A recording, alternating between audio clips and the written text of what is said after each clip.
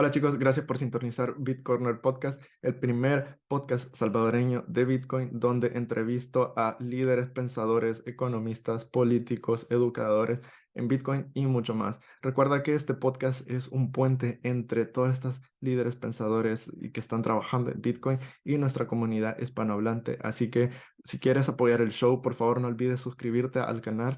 Y si te gusta este tipo de contenido, dale el botón de like para que puedas compartirlo y llegue a muchas más personas.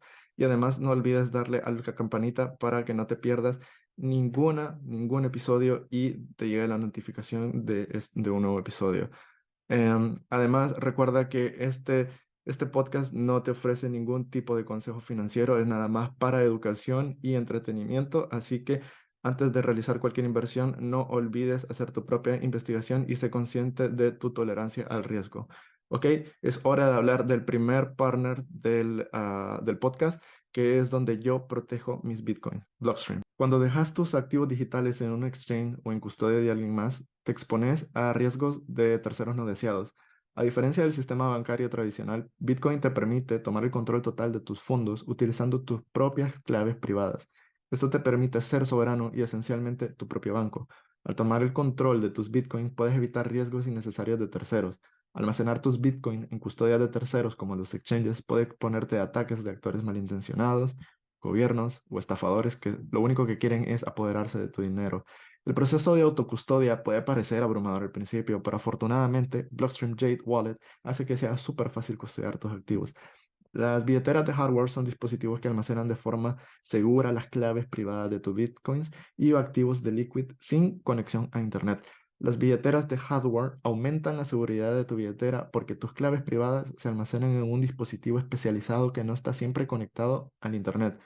Como te he dicho antes, mantener tus claves almacenadas en un dispositivo en línea puede exponerte a factores adicionales de ataque, por lo que se recomienda usar una billetera de hardware al almacenar grandes cantidades de Bitcoin durante largos periodos de tiempo. Jade es una billetera de hardware no custodial para Bitcoins y Liquid que ofrece opciones de firma simple y firmas múltiples. Yo personalmente lo utilizo para almacenar mis Bitcoins, ya que me siento mucho más seguro manteniendo mis Bitcoins en una billetera fría que en una almacenada, por ejemplo, en mi teléfono. Si estás pensando en adquirir uno para ti, no olvides utilizar el código de descuento de nuestro show, BitCorner Podcast. De esta forma estarás apoyando directamente el show y además obtendrás un 10% de descuento para la compra de tu billetera fría. ¿Ok? Hora del show.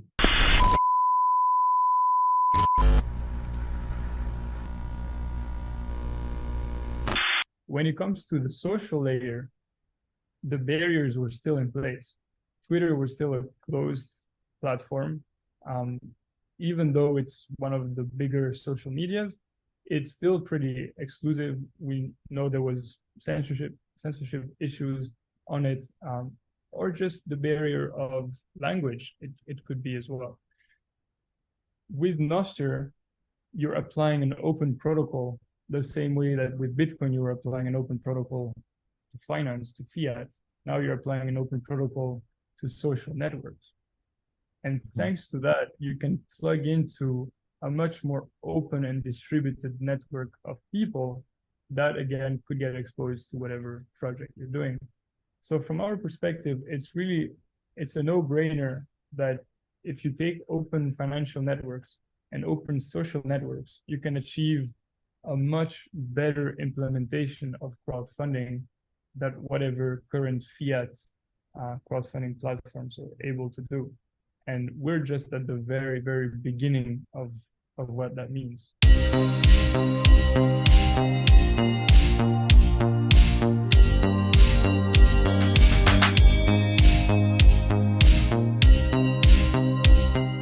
Hello, guys. Welcome to Bitcoiner, the podcast for Bitcoiners from El Salvador and to the world. Today, we have the great pleasure to talk with Stelios Rammos. So, first of all, thank you for being here. Thank you for your time and welcome. Thank you, Juan. Yeah, it's a pleasure to be here. And this is going to be so amazing. Every time that every episode, it's so amazing. I love to every time to meet a new Bitcoiner. So, first of all, maybe we can start talking about a little bit about your background, so our audience, because this, as I mentioned before, start recording the podcast, this is for Spanish community and also Salvadorians to get to know more Bitcoiners. So maybe people they don't know your background. So if we could start there, maybe talking about what are you from, what do you study, then we will continue on that. Yeah, for sure. As you said, I'm Stelios Rammos. I'm the co-founder of Geyser, and my background goes a bit all over the place, really. I was raised in a very, cross-cultural family. My father being Greek, my mother being Belgian. I was cool. Born and raised in Belgium. Lived my whole life there, but kind of impregnated within the Greek culture that was brought from Greece into Belgium. That's something, if any Greeks are listening to this, or even just expats in general, they might be familiar with that scenario. You're living abroad, but you're living in which part of Belgium? Sorry to interrupt. Which part of Belgium? I was near the center, near Brussels. So I'm from the speaking part. Mm-hmm. And yeah, I went to an international school. So just from very young age, I was exposed to all these different cultures, all these different backgrounds. And after that, I went on to study my bachelor in knowledge engineering and data science in the University of Maastricht, south of the Netherlands. That's actually where I got introduced for the first time to Bitcoin. I think it was beginning of second year of university. A very good friend of mine just said, "Hey, I've been looking into this." At the time, as a student, I was basically looking for some income, so I was not approaching Bitcoin at all from any of the economics side or sound money or anything that, going down the rabbit hole, you get into this path. But at the beginning, it was just, okay, there's this cool thing. I'm studying technical, I'm doing technical studies. This is a cool field. Maybe I can make some money out of that. And my friend at the time was one of the early miners of Litecoin. So before the whole Bitcoin journey, he had gotten into Litecoin. He had mined a bunch of it, made some money out of it, and then tried to start this Bitcoin mining operation. And so, yeah, I got curious. I started looking into this. That was in my second year of university.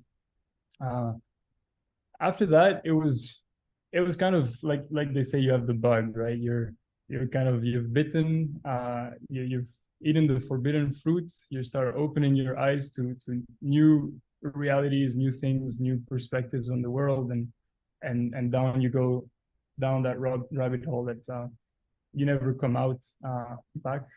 And basically, that was the beginning of my Bitcoin journey.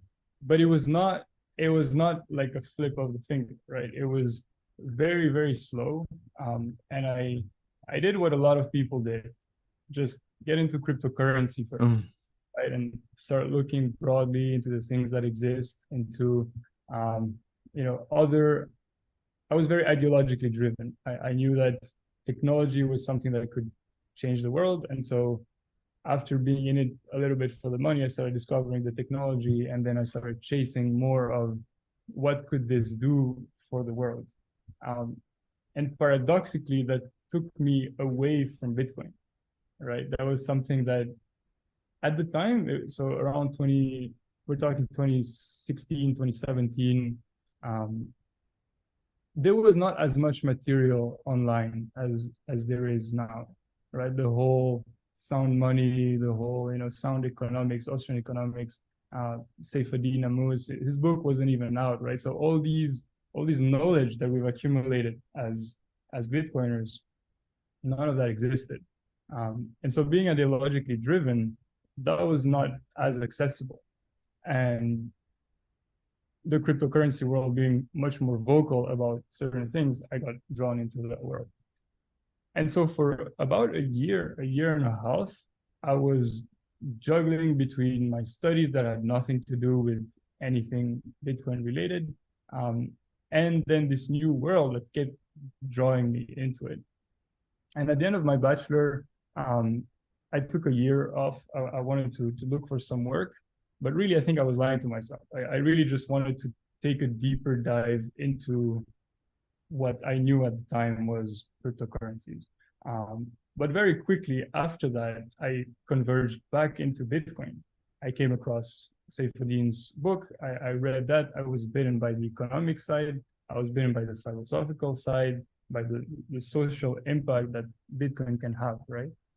And so at that point, I was really puzzled. I wanted to do something that was related to it. And having a technical background, knowing a little bit of programming, Python at the time, that was something that I knew I could start playing with. And out of luck, around that same period of time, the Lightning Network was just coming out. It was something around 2017, 2018. It started really growing. By that time, 2019, it was already not as adopted as you see today. It was something still very, very new that even Bitcoiners didn't know about. But it made, as a developer for myself, it made it even more accessible than Bitcoin. It was something that, using the LNURL protocol, for example, I could start building from the get-go with nothing but a node on my little Raspberry Pi. Right? I didn't need anything. I didn't need any knowledge of cryptography. I didn't even need to know the protocol that well. I could just start tinkering with it. And that's something that,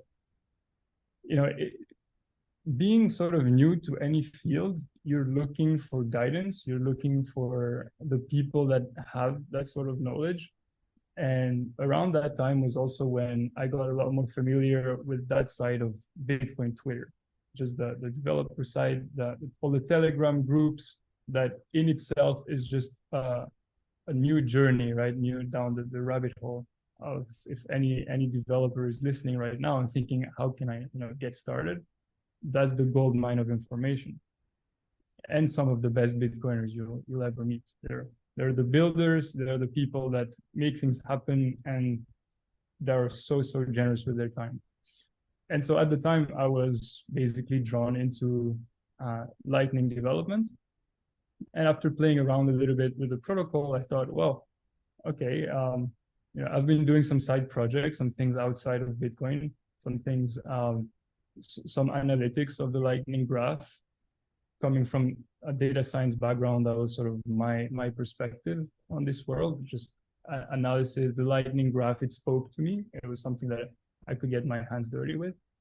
But I was drawn by the application side of things. Well, this technology needs to be used, right? It needs to be put into the hands of people that maybe don't know anything about it, but they want to start playing with it. And what the result of that sort of thinking process was at the time was being very present on Twitter, seeing a lot of Bitcoin Twitter, seeing a lot of Lightning Twitter, and seeing giveaways, right? I was seeing these tweets that say, hey, I've just discovered the Lightning Network.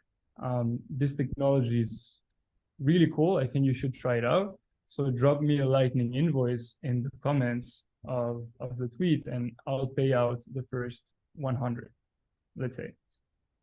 And I think that might be one of the best ways that you can onboard someone, just to show them a QR code. I'm giving you money, right? Like, if you just make that tiny little bit of effort, you're gonna have 100 sats in your wallet. And by doing that, you're gonna start learning what's a wallet, even if custodial, right? Like, what is this thing? And your curiosity is sort of piqued.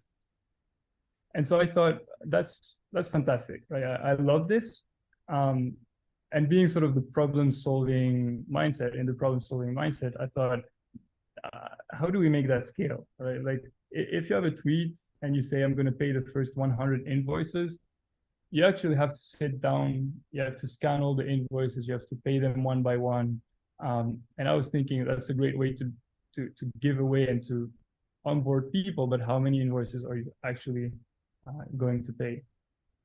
And so that was my first step into developing my first Lightning application at the time. It was called Spark. And the whole idea of Spark was, let me automate this completely. And so you can just assign a budget to a tweet, and anyone that comments it, anyone that likes it or retweets it, receives this LNURL withdraw QR code in their private messages. And then they can just scan it and they can get the same experience, even more seamless, because you just have to organically engage with the tweet. and then you'll get that sort of feedback. And so I did that, and I built this little application. It took me way too long. The code is messy as hell, but maybe I will open source it one day, since nobody's actively working on it anymore. And it could probably be done a lot better on Nostr right now than on Twitter. But at the time, it was a great way to both get familiar with it and get a few people to play with Lightning and giveaways. That's so cool. That's so cool. Actually, I'm really happy because you're the first person that have the same background that I have. This is the way that I discovered Bitcoin. Yeah, and so I was like, finally, someone. Because I studied engineering also. I'm what's called industrial management engineering, and yeah. So actually, I was in the university the first time that I discovered Bitcoin, and well, I have shared this story so many times here, but I'm going to tell you because you need to know that I discovered Bitcoin actually because we had one of the topics that we studied was blockchain. So I didn't see it as you and talking about developing or code, but more like how it could be a better way to process the information and data into a blockchain, you know.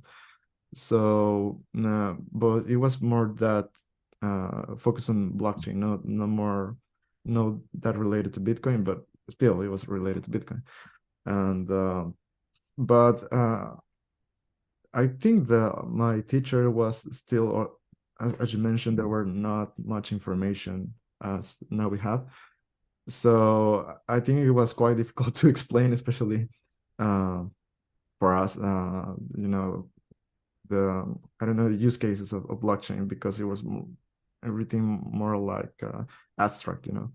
So companies that were still in the early process to adopting blockchains, not to make cryptos, more like processing data. And so yeah, so for me, I didn't like that much. I leave it there. But then like I think it was in 2017, 2018. My sister was living in Australia and they came back here. And one day we were talking about Bitcoin, and she studied economics. So I was, I first thought, but I thought that Bitcoin was related to technology engineering, not to economics, right? So why, she's not an engineer, so how did she know about Bitcoin? And we started talking about Bitcoin, and she gave me a whole different focus that I had, and I was like, okay, this is way different. But you know, the main thing that convinced me into studying more and get more into the rabbit hole journey, it was that by that time my sister was talking with my dad about Bitcoin, and my dad is a doctor, you know. So, and he grew up in the more traditional way of economics, but he also studied he made a course a long time ago about finance, and when he knew about Bitcoin, he jumped right away into the rabbit hole journey. So I was like, okay, here's something. Because if my dad is that interested in Bitcoin, and also my sister, so I need to figure out why. And I started studying, and here I am a couple of years Orange pilled by your own family. That's fantastic. I yeah, think that's rare. It's usually the other way around, right? It's like you go down that lonely path, and then you try to bring your family on board, and they're like, what is he talking about? Yeah, actually, and it's funny because they actually somehow orange pilled me instead of orange pilled them. And yeah, so that was mind blowing for me, and I think that was one of my first aha moments. And then I also read the Bitcoin standard from Saifedean, and that was, for me, that was it. That was my aha moment. Orange pilled a lot of people. Yeah. Yeah. So I want to ask you that if you had, or when do you remember when was your aha moment, or do you have in your old process like several aha moments that convinced you? And when was, if you remember, when was the moment that you switched from cryptos to fully Bitcoin? It was a gradual process, but if I have to pinpoint one really turning point, and I think a lot of people might relate, including you, is the Bitcoin standard. At the time, I was in this period where I didn't really know what I wanted to do. I had this sort of interest in one direction. I liked software engineering more and more, so I wanted to move towards software engineering, and I kind of just stumbled upon that book that so many people recommended. At some point, you just say, okay, I need to sit down and actually read this, right? And I remember at the time I was in Greece, I was spending some holidays there with my family, so I had quite a bit of free time. And from morning to night, I just had that book in my hand, reading the whole thing in one go. It's not a particularly complex book, but if you're new to economics, there's a lot of new ideas in there that you sometimes just pause and you think, wow, okay, I didn't know that. And it opens this new door that then later on, you get these sort of mental hooks, and later on, everything starts making more and more and more sense. And as I mentioned earlier, my motivation for a lot of this was driven by the belief that technology has an outsized impact on the development of the human species. Let's say, as a species, we move forward in like almost exponential steps every time there's a breakthrough in technology. And so everything I was doing in terms of what I wanted to work on, and what sort of interest and skills I wanted to develop, it was always with the mindset of how can I leverage that to have whatever outsized impact I can in my lifetime, right? This was sort of my North Star. And so I often approach that from the technological standpoint, and discarded all the rest. So I discarded anything that was politics, anything that was, law, medicine. None of those fields were really interesting to me because of that reason. And that sort of blocked me off from understanding Bitcoin from an early point of view. As I mentioned earlier,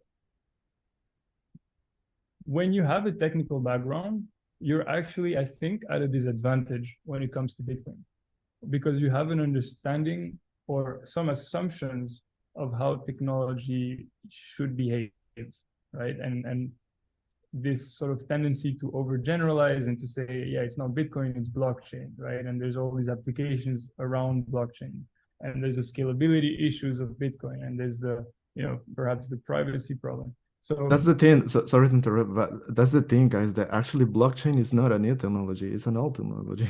And even so, yeah, it's been quite a while. But what, for my perspective, is that I think Bitcoin use blockchain for what it is, right? So it was built to be in purpose that slows, to be secure and more. But actually, blockchain is not like that revolutionary like other cryptos. People want to sell it, right? Exactly. From a technological standpoint, it's boring, right? Like, it's cool. There's some cool cryptography. There's proof of work was the real innovation, but that's that, right? Once proof of work was also framed as this polluting waste of energy, that was that, right? From a science and from a researcher point of view, Bitcoin was no longer that interesting, I think, for the majority. In fact, my last experience in terms of the academic world around in computer science, after that year of hiatus, I went on to do a master in computer science at the University of Amsterdam. And I was looking forward to it. I was already fully into Bitcoin at the time. I wanted to go into university, learn more about computer science, and learn and show and see rather how many fellow students are interested in this. And where I was expecting the majority of people to know about it, understand it, and seek more, it was the total opposite.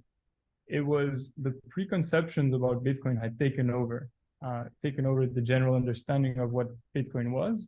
And going just looking at it just from the technology lens, there was no interest.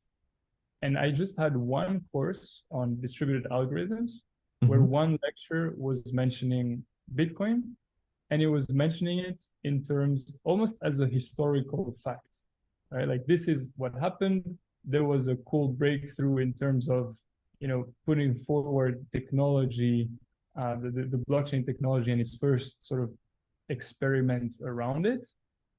And now what's next is Ethereum.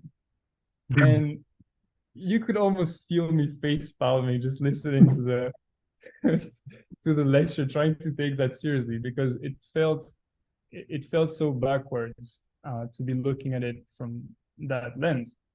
And again, it's something that makes sense from a technological perspective, but you cannot understand Bitcoin just by looking at the technology. It's multi-dimensional, right? And as you experienced, you got orange pilled from the economic side, and for me it was the same, right? It was learning about what is money, what is the history of money, what is wrong with money, what are the good properties of money, and what can be done if we fix money.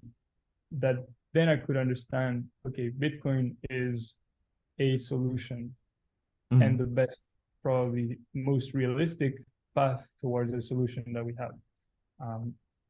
And that was just Bitcoin. We haven't even talked about Lightning, right? Yeah, exactly. No, yeah. But we will talk about Lightning. And so yeah, actually, before ask you to about Geyser and also Lightning, because they are related, and also Nostr.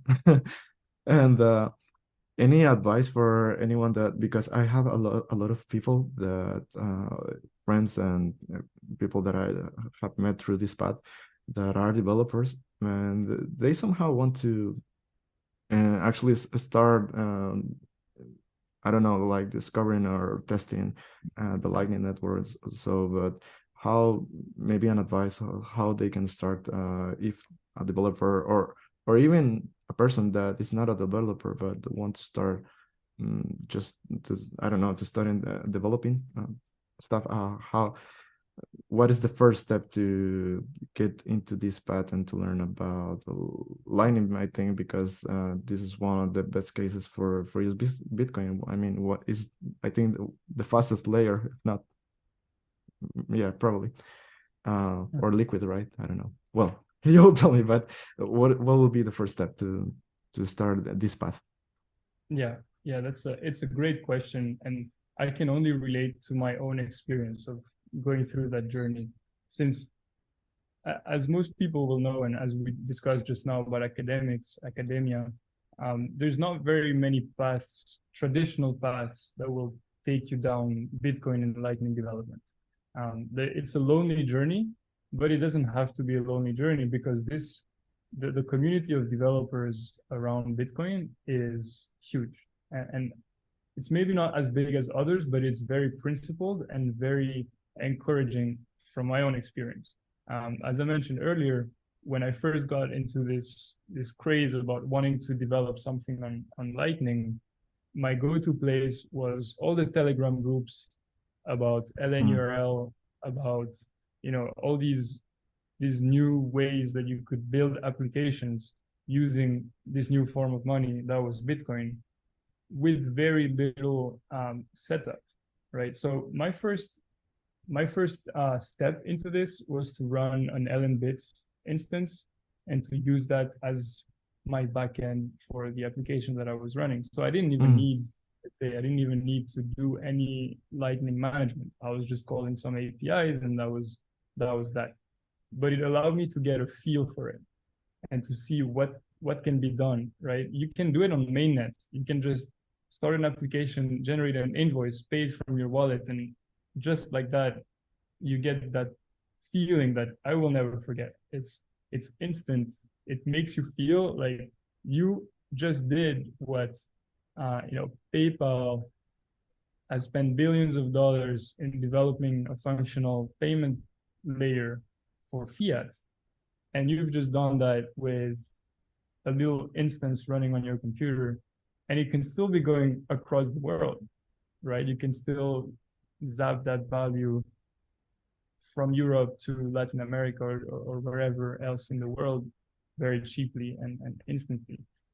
So my recommendation is surround yourself with other developers that are like-minded and maybe have walked the path that you have walked and have answers to some of your questions. Get that form of mentorship wherever you can, and then build that first simple application that will give you this feel for it. And from there, it's just a matter of keep doing steps in that direction.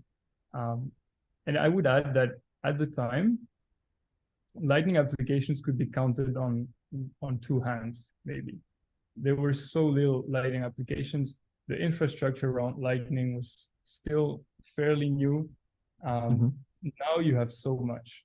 You have so much to go into. You can use so many APIs, even if you don't want to handle the Lightning side, because I think eventually you get to it. Eventually you run your own nodes, you have your own channels, and that's the end point that you want to get to if you are interested in Lightning development. But as a first step, there's a lot of easier ways. Okay, cool. And okay, I think that now it's time to ask you for about the main project that you're a co-founder, Geyser. So maybe people don't know what is Geyser. So if you can explain what is that, and what are the I'm going to give a little how you can say it, tip or about what it is, because what is the main thing about Geyser, and what are the advantages compared to the traditional way of funding people? I'll give you the short answer, and then we'll get into the longer answer afterwards. Perfect. Because there's a lot to cover. Yeah. In one sentence, you could say Geyser is just a crowdfunding platform that processes payments in Bitcoin and Lightning. So you can think of, maybe you're familiar with Kickstarter or Indiegogo. These are the traditional finance crowdfunding platforms. We are doing what they're doing, but we're doing it on Bitcoin. We're using Lightning, and that gives us certain immediate advantages. The first immediate advantage is that it's global, right? From day one, we launched Geyser, and without any additional work, without any additional banking partnership or lawyers or anything, we were available in practically every country in the world, right? So that was the first step. And now, why that was important is because crowdfunding is not available everywhere in the world. It's available mainly in the West, Europe, North America, Australia, and then maybe some Asian countries. And that's it, right? If you want to launch your Kickstarter campaign and you're based in Nigeria or you're based in El Salvador, you don't have access to that financial tool. Yeah. There are alternative tools, but they operate very, very locally. So they don't give you access to this global world and value exchange that exists with Bitcoin. So that was the very key point of using Bitcoin, was being global from day one. The second aspect was the fact that because we didn't have to do these banking partnerships, because we didn't have to go to Stripe or to PayPal or to Visa, we don't have any of these payment processing fees. We don't have to comply to what they want or where they operate. Again, we can operate globally, and we can charge much less fees to the creators. And so that allows us, from one hand, to be global, from the other hand, to charge much less fees than traditional platforms. And in terms of competing with them, those are two main advantages. But it's much more than that. But what we realized, the more we interacted with our users and with the creators on the platform, that are still the majority are Bitcoin creators, but the more we realized that there's a new way that crowdfunding is evolving. This traditional approach to crowdfunding that, let's say, Kickstarter has, where you have a 1 month campaign, you raise for some specific, it's all or nothing, and the funds go back. It's missing out on one of the key aspects of crowdfunding. And that was the social element that comes from crowdfunding. Yes, people are funding you, but it's not one or two people. It's not a big investor. It's not a bank that's giving you a long-term donation or a loan. It's an actual person that is giving you a small amount of money usually, but they have that connection to the project in some way. They were drawn by what you're doing. They were maybe inspired by what you're doing, and therefore they want to participate. And at the end of the day, the monetary participation is perhaps the least important one, meaning that they are the people that will spread the word about what you're doing. They're the ones that will motivate you, and perhaps they will be your first users or the first people impacted by what you're building. And so thinking about the model, the way Kickstarter was doing it, you're missing out on that whole element, because once you're done, you move out, you do your project, or if you fail, that's it, right? You don't keep a connection. And the first feature that we wanted to add on top of what was existing was this social interaction. It was this idea that when you donate, you want to make that publicly visible. Maybe you want to add a comment to it, you want to add a GIF to it, and you want to connect through some social layer that doesn't exist in current platforms. Now, at the time, about a year ago when we started that, Nostr was existed, but was nowhere near where it's at today. And so Twitter was where things were happening, and we plugged into Twitter. And that was the social layer that was added to the platform. Cool. And talking about Nostr, now you're using it, and it's a question if you're using it. And then I don't know, for me Nostr is like really, really, really good, because as you mentioned, it's you can zap. They have, for people don't know or haven't discovered yet, Nostr is like Twitter basically, but it's made on Bitcoin.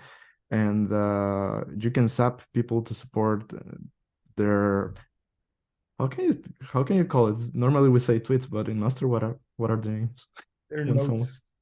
Their notes. Okay, so for example, like creators like Lina Sage, the mother of the little hodler.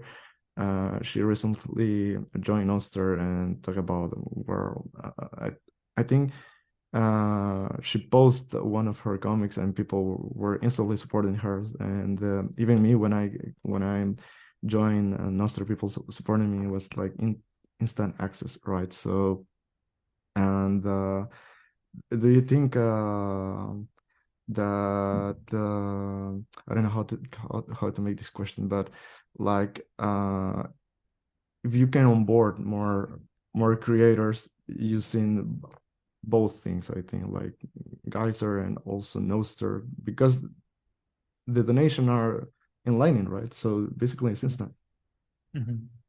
Yeah, that's a great question, and I would frame it from, to me, what's happening with Nostr now is very similar to what happened with Bitcoin and Lightning. It's all about taking the existing platforms, the financial tools, right? Crowdfunding is a financial tool. It's the same thing as being able to go to the bank and get a loan, but it's an alternative way to finance your projects, your initiative, or your NGO. The existing platforms were very siloed. They had barriers around them, both financial barriers, which is the fiat world, that again, you need to be part of the fiat world to participate, and the social barriers, which was limiting the user base, the crowd of crowdfunding, limited to the platform users, be that Kickstarter, Indiegogo, or any of those. And that's paradoxical in a sense, because you know that crowdfunding comes from a large number of people being exposed to your project, right? It's the more people can get familiar with what you're doing, the higher the chances that you receive some funding. So taking down first, the financial barrier that was Bitcoin naturally exposed more people to the project because all of a sudden there was a way bigger number of users that could actually fund it, right? They didn't need to be in that financial system.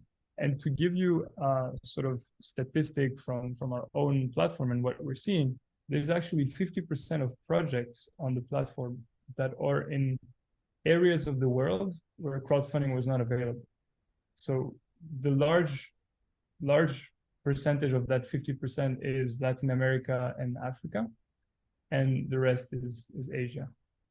That to us was also pretty eye-opening, because up to that point we were just theorizing, okay, that's not available in those parts of the world, but would people actually want to use it, right? Is there demand for this? And it turns out that yeah, absolutely there is demand for it, because people all over the world have good ideas, have good intentions, and they want to build, they want to create. That's not reserved to the West, right? That is a human property that you want to create, and human creativity exists all over the world. And so that barrier was taken down thanks to Bitcoin and Lightning. When it comes to the social layer, the barriers were still in place.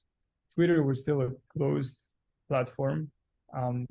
Even though it's one of the bigger social medias, it's still pretty exclusive. We know there was censorship issues on it, or just the barrier of language. It could be as well.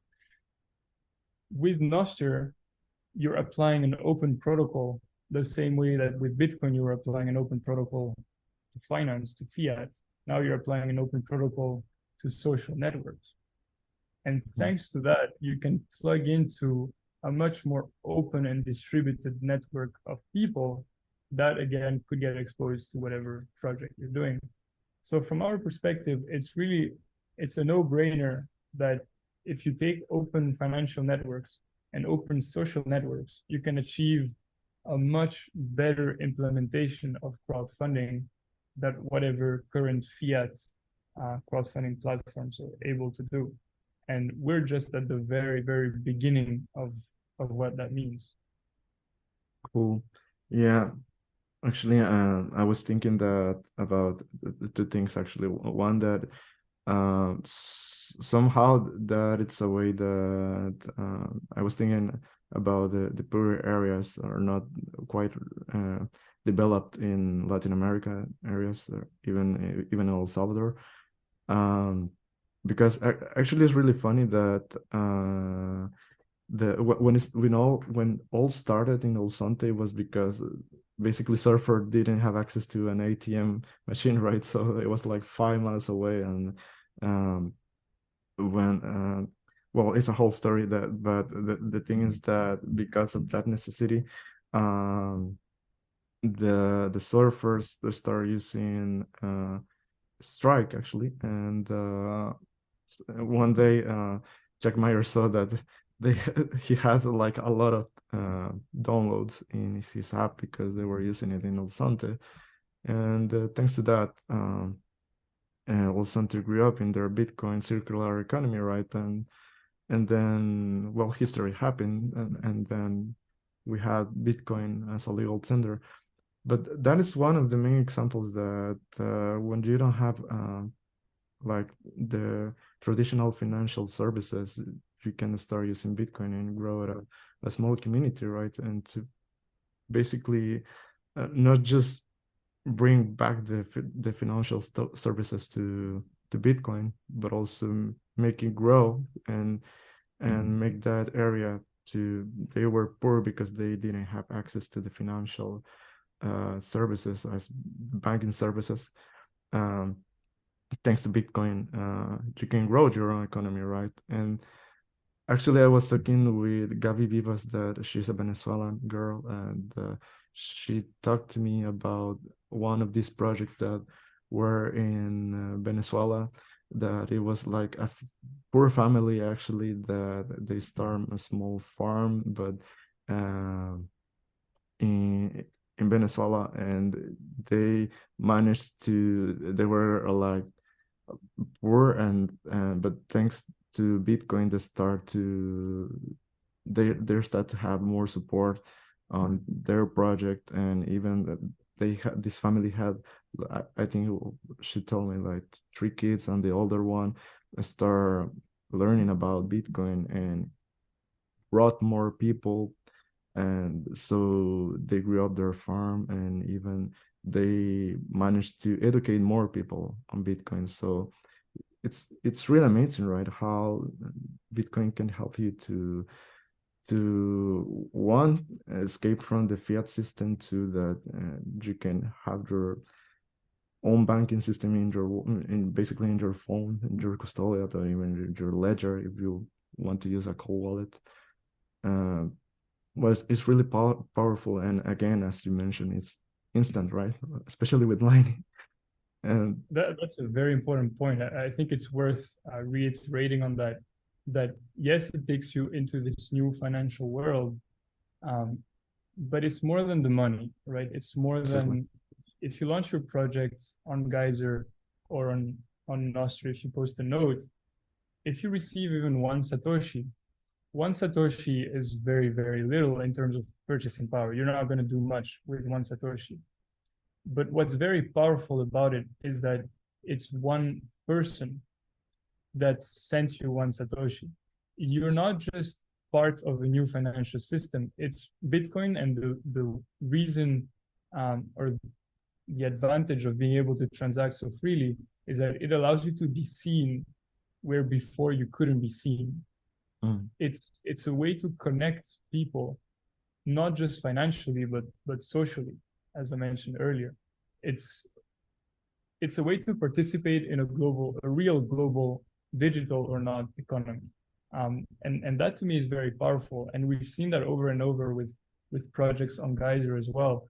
People that start their project that nobody really knows them, right? There is that proof of work that you have to do to show that you're doing it, but there is this sense of equal opportunity in the sense that if you start your project on Geyser today and you keep showing that you're doing the work and that it speaks to people the work that you're doing and they're inspired by it, the value will come. The value in terms of the people that see you, the people that acknowledge you, the people that fund you at the end of the day. But really, the encouragement that you receive from being seen, I think, is a lot more powerful than even one Satoshi or a million Satoshi. And I'm thinking about personal experience as well, just thinking back about the time I was working on Spark, where it was my very first, as I mentioned, step into Lightning development.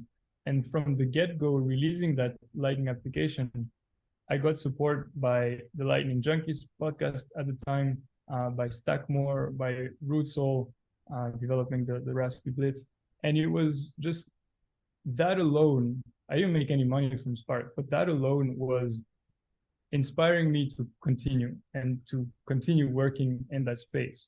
And as you mentioned, it's allowing people to grow their projects, not just from the financial support, but from knowing that there's a community out there that backs them, that talks about them, and that just the mere fact of acknowledging, yes, there's someone in Venezuela that is growing this farm, that is empowering, right? And that is what we need to bring to the attention more and more. Also, speaking about the developers, you mentioned earlier that might want to venture into, take the first step of developing, tap into that social layer of Bitcoin that is so underestimated. Absolutely. No, and I totally agree, because the thing is that there is not just the financial, it is not a financial tool, because as you mentioned, there's normally when you go to the traditional funding, there's like a big company or an enterprise or a banking that is supporting you, but here is people supporting other people's, right? So maybe it's not a project like that you're supporting, like for example this one, like a podcast. Maybe you're supporting, I don't know, a community that they don't have clean water, and they are building something to a system that maybe the poor community could get access to clean water or electricity, right? But then maybe you don't have this support from banks or companies or the government. So it's amazing because in somehow it's changing the way that people support people directly, instant, peer-to-peer, right? So Absolutely. yeah. And okay, so one thing that I want to ask you is that how was, I know that you went to El Salvador to adopting Bitcoin, but how was your experience in my country? Can you tell us how was your Bitcoin economy, circular economy there? What is the thing that you like the most of El Salvador? Not just about Bitcoin in general. For sure. I'll start with Bitcoin Right. and I'll end on a positive note. All That's right. to say, what my experience with El Salvador was that the circular economy is nowhere near, what one might hope, right? It's in certain specific areas I could see Bitcoin being used. And as I mentioned to you earlier, I was there for about a month. I went there for adopting Bitcoin. And I can summarize my trip as being divided into two very, very different experiences. The first 2 weeks of my trip there was adopting Bitcoin, was being surrounded by Bitcoiners and people that use Lightning, going to El Zonte, going to these areas where, yes, Bitcoin is put forward. And so at that moment, I thought, that's incredible. That's amazing. There's so much that can be done here. And I love it. The second part of the week, the second part of the trip, two weeks after, I spent a lot more time surrounded by just locals, by people that had never heard about Bitcoin, that maybe knew of it through Bukele, that liked what Bukele was doing, but really that had no real idea of what it was. They just knew it sort of existed and they saw it as a government thing. Yeah. The reason I started by saying Bitcoin as a bad note, let's say, and ending on the positive note is that I actually preferred the second part of the trip. Not because people didn't know about Bitcoin, but because I got to see and understand more about the Salvadorian people and understanding at a very superficial level the amount of suffering that had gone through and that's in the people of El Salvador, and understanding the amount of change that had taken place in the last couple of months, even prior to my trip there. What had been done through, removing a lot of the criminality, a lot of the gang issues that were in El Salvador. And so speaking with the Salvadoran people, I got to understand that it's probably one of the most positive people that I've ever met, that have the most positive outlook on the future, because they think the worst is behind them. And for anyone living in the West, it's pretty common that when you talk even with young people and people in my generation or even older or younger, it's a lot of doomsday talk. It's a lot about climate change and how the older generations had it better. And you're looking up in the past and down in the future. You're thinking that you're going to be worse off. And so speaking with people in El Salvador, I got the refreshing opposite of people that are looking at the future in a positive light. And that to me is going to be what enables Bitcoin to really get adopted. Because once you see Bitcoin as a positive force for the future, and you have a positive outlook on the future, the two together are just additive, right? And to me, through the work that Bukele is doing, but also from grassroots movements or the work that Mi Primer Bitcoin is doing on the education side. And yeah, with John Dennehy. Absolutely. And his amazing team. That's going to bring the foundations that you need to take that adoption forward. And I do believe the Salvadorian people is one of the most open to that adoption. Yeah, I agree. And one thing that I get what you said, because I have friends, but they are also divided, and I get both parts, because the main thing is that back then in 2001 we had the dollar. We switched to the dollar. We previously had colon, that it was our currency. And of course, when we switched to the dollar, the savings of our family was divided by almost by 9. So imagine, it's like a lot of money. All your savings from your entire life was basically gone. So I think the older people and maybe the young ones that, of course, they are not educated, they remember that switch. So maybe somehow they thought that their savings were going to be ripped apart again, because just they say, all right, if $1 was 8.5 colons, now imagine a Bitcoin. So, but they, of course, they need to understand the concept of the Bitcoin circular economy. And that's why I get that they're skeptical about a new currency, because we had another currency. And even back then was kind of the solution to prevent something like what happened in for example, Argentina with the corralito. Even that way, everything was expensive, right? But and of course the dollar is losing their value by time, but we don't see that because it's really slow, that process. So I get that. And the other part that you mentioned is that maybe people see it or knew about Bitcoin because of Bukele. So in my country, because we had a civil war, and back then the people were from the lefties or righties, and that's it. So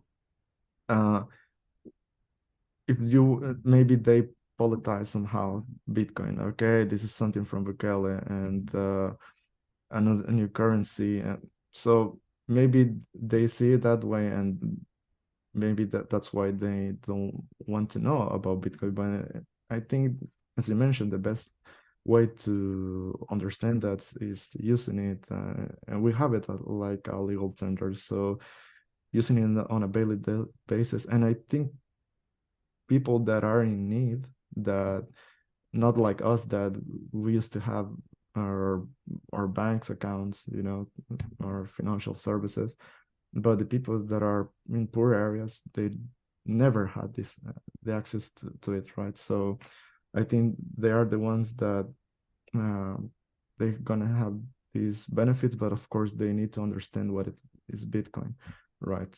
And so I get that part of the politics, and I know that Chivo wallet is a KYC wallet, but the main thing that Bitcoin being legal tender in El Salvador, of course, for us it was like a way to adopting Bitcoin somehow, but you don't need to use Chivo wallet. You can use any other wallet that they don't need any KYC, right? So I think it's a process, and I like that, as you mentioned, what John then he's doing and their team with Mi Primer Bitcoin, all Bitcoiners that are contributing somehow in El Salvador. They are making amazing education projects in El Salvador. So I think it's really important. And I'm really conscious on our time, so I think we're going to start to wrap it up. So maybe two questions. One is any conference that are going this year, and what are your goals for this year also? Yeah, conference. I really look forward to Nostrasia. I was in Nostrica just recently, and it was one of the best conferences I've been to. Not Bitcoin, but a lot of Bitcoiners. Obviously, the overlap between Nostr and Bitcoin is quite big, but also a lot of non-Bitcoiners that are interested now in Bitcoin because of Nostr. So I'm really looking forward to that and to keep exploring the synergies. And related to that, then for goals of the year, I mean, in terms of Geyser, we just want to keep growing, keep having more and more projects on the platform, keep enabling more creators to get their voice heard and get funded. And what I often say, and the way I like to think about what we're doing, what similar projects are doing, is that we know Bitcoin follows exponential adoption curves, but we don't know where we are on the exponential. And what is certain for me is that the only way you can accelerate this adoption is if you keep spreading little seeds all over the world that then can spur into their own circular economies and bring real grassroots adoption to Bitcoin. And to anyone that's listening and that's maybe on the fence about starting a project, I would say just go for it. Start small.